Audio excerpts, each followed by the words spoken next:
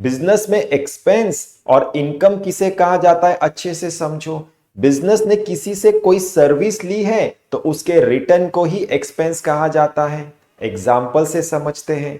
Business ने employees की service ली है तो सैलरी बिजनेस के लिए एक्सपेंस होगा।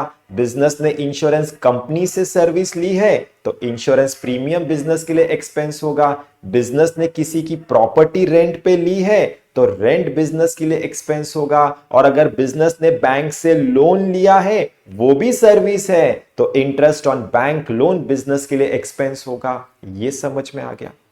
बिजनेस ने किसी को कोई सर्विस प्रोवाइड की है तो उसके रिटर्न को इनकम कहा जाता है। एग्जाम्पल से समझते हैं।